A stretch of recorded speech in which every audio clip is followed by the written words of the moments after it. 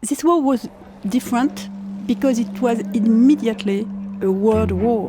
Global, almost from the very moment it started. It began in Europe. In the decade before the First World War, Europe is a continent that is cosmopolitan, that shares a number of common values, which is facing in many respects common political challenges, the rise of socialism, and collectively is facing new scientific innovation and cultural change in ways that are international rather than national. It's already very modern. The transportations of the trains, of the cars. It was economic boom, high speed of industrial development.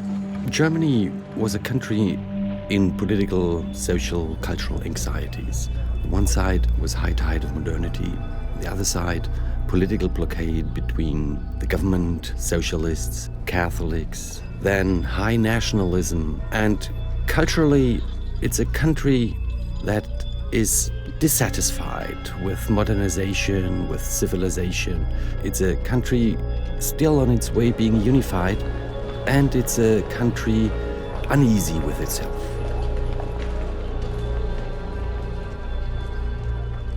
From the 1880s onwards, there had been a degree of an imperial competition. France had colonies mainly in Africa and in Indochina. Russian Empire was the biggest country in the world. The big players in terms of empire are Britain, France, and there is also a very large empire in Europe, the Austro-Hungarian Empire. There was a sense that the world was sort of full up by 1940, and there weren't places that were up for grabs. German political mentality was striving for an empire in Africa and Asia, everywhere, but they were pretty late. It's about patriotism, and each of them think they have the best way. That is, the best way to behave is to be German.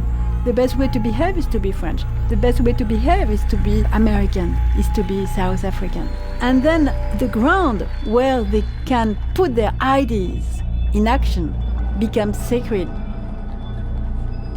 Germany sees itself under pressure, encircled by its enemies. This anxiety, this adds to the short-term chain of events being triggered by the assassination of Archduke Franz Ferdinand.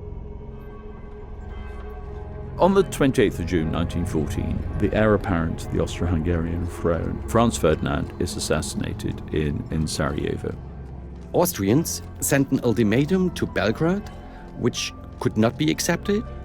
When Austria tried to invade and declared war on Serbia, the Russian mobilization kicked in, and Britain declared war on Germany because Germany violated the neutrality of Belgium. The domino effect